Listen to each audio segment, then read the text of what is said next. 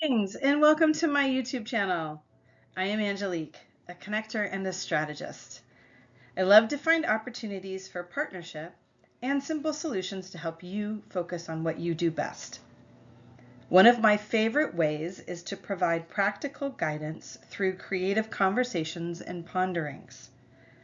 As an avid reader, I often find that what I discover in a book is relevant to those around me. Recently, a dear friend and mentor suggested I combine these two practices and share through the magic of YouTube. So welcome to Opus 360's Creative Conversations. I trust you will find value in my pondering.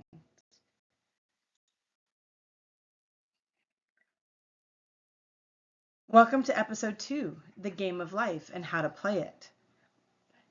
I was introduced to this 1925 classic by my friend and mentor, Michelle Marie Nyers, during one of her programs at the Juicy Conscious Living Academy. It's July of 2024, and I'm reading this book for the 6th time. And I'm doing it 1 to 2 chapters at a time. And I know it may seem silly and illogical to read a book or even a chapter over and over and over again. Yet sometimes we do need to step into something that's a little illogical just to transform our lives. I'm very happy and grateful that I learned this repetitive study habit from Bob Proctor of Proctor Gallagher Institute. I have gotten something new and profound each time I read this short book. This particular episode shares my insights and ponderings from Chapter 3, The Power of the Word, and Chapter 4, The Law of Nonresistance. This is just a taste of all the juicy stuff that is in these 2 chapters. Building on the previous episode, Florence's writing reminds us to use our words and imagination to create what we desire. Here are a few of my takeaways.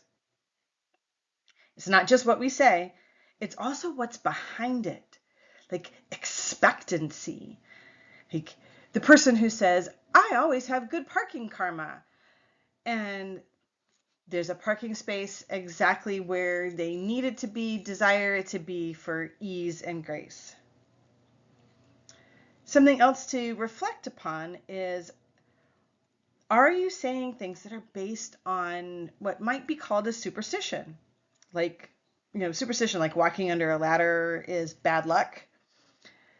A superstition is just an agreement that a particular event, experience, or object has a set meaning, even though it's not necessarily true. So things like lucky monkeys, horseshoes, rabbit's feet, what are you making them mean? What other signs are you present to? Because we receive what we focus on. Is what you're focusing on inadvertently holding you in, as Florence mentions it, bondage? Maybe even blocking you from your desires?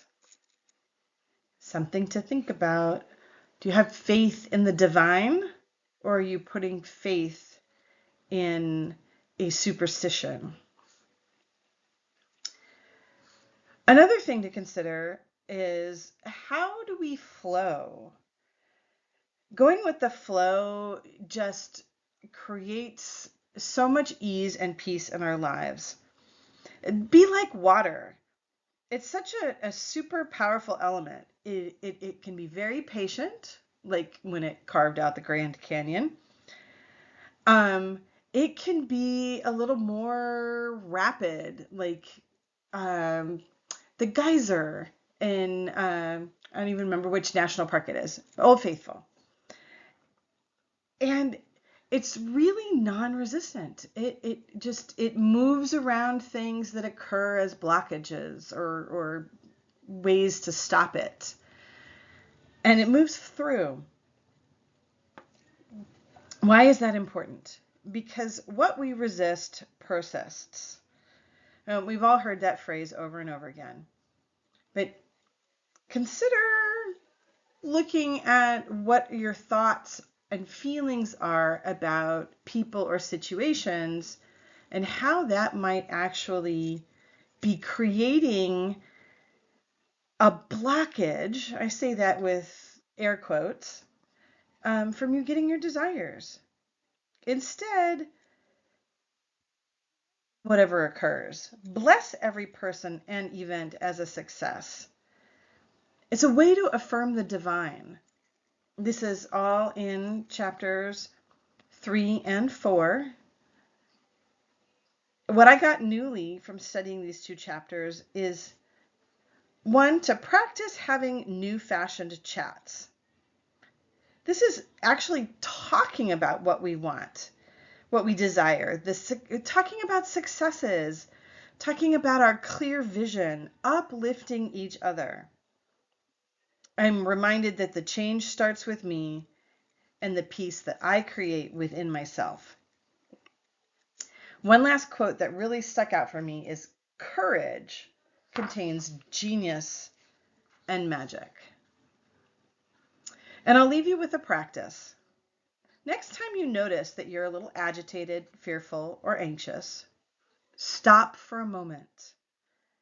Take a deep breath, or 3, or 4, or 10. Just in and exhale. And then affirm that everything is always working out for your highest good. And say thank you. There's so much more to ponder and several other useful affirmations just in these 2 chapters. What will you discover for yourself? My next episode will share about Chapter 5, the Law of Karma and the Law of Forgiveness. Until then, enjoy and check out the resources below. Thank you for listening. Cheers to new awareness to use your words and imagination from a place of delightful expectancy for what you truly desire. To remove and release any superstitions that may be blocking you. To bless and affirm the divine in everything. And to generate the change you desire from the inside out. Until next time, my friend, have more creative conversations